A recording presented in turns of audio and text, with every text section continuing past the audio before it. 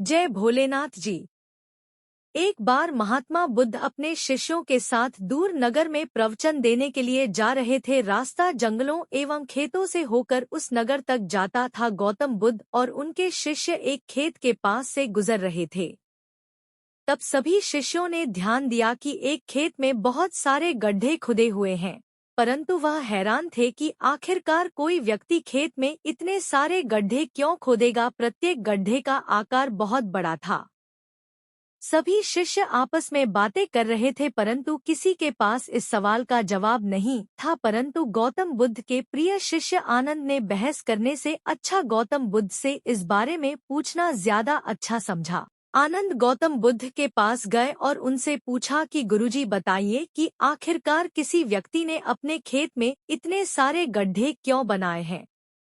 महात्मा बुद्ध ने खेत की तरफ देखा और मुस्कुराए। तब उन्होंने सभी को रुकने का आदेश दिया। महात्मा बुद्ध ने खेत की तरफ हाथ करते हुए बताया कि उस खेत का किसान अपने खेत में कुआं बनाना चाहता था, जिसके लिए वह गड्ढा खोद रहा था, परंतु उसे पानी नहीं मिला। कुछ दिनों तक मेहनत करने के बाद उसका धैर्य टूट जाता था और उसे लगने लगता था कि यहाँ पर पानी नहीं है, इसलिए वह दूसरी जगह पर फिर से गड्ढा खोदता था, परंतु उसमें धैर्य की कमी होने के कारण वह एक ही स्थान पर गहरी खुदाई नहीं करता था, इसलिए उसने कई जगहों पर गड्ढे को दिए।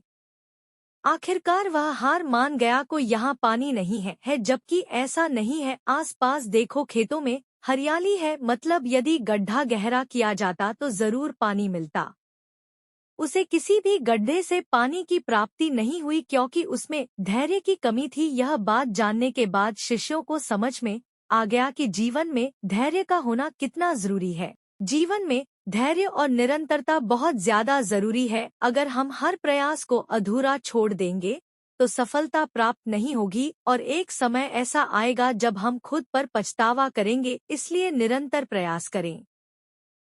48 अमूल्य तोहफा गौतम बुद्धा स्टोरी इन हिंदी। एक बार महात्मा बुद्ध पाटलिपुत्र प्रवचन देने के लिए गए। लोगों ने उनका बहुत सम्मान किया एवं बहुत धूमधाम से स्वागत किया। राजा बिम्बिसार ने महात्मा बुद्ध को सर झुकाकर प्रणाम किया एवं उनको कीमती तोहफे दिए। सभी को पता था कि महात्मा बुद्ध नगर में आने वाले हैं, इसलिए प्रजा उनके लिए तोहफे लाई थी। सभी उन्हें तोहफे दिखाते और प्रणाम करके चले जाते। महात्मा बुद्ध अपना एक हाथ उठाते, जिससे वह इशारा करते थे कि मैंने आपका तोहफा स्वीकार कर लिया है। ऐसा कुछ घंटों तक होता रहा। सभी लोगों ने एक बात पर ध्यान दिया कि महात्मा बुद्ध सिर्फ अपना एक हाथ उठाकर प्रत्येक व्यक्ति का तोहफा स्वीकार कर रहे हैं, जिससे वह इशारा करते थे कि मैंने आपका तोहफा स्वीकार कर लिया है। तभी एक महिला महात्मा बुद्ध के पास आई और उन्हें दोनों हाथ जोड़कर प्रणाम किया और कहने लगी, हे महात्मा, जब मुझे पता चला कि आप हमारे नगर में आ रहे हैं, तब मैंने भी आपको तोहफा देने का सोचा, परंतु मैं लाचार, मजबूर एवं गरीब बुजुर्ग महिला हूँ।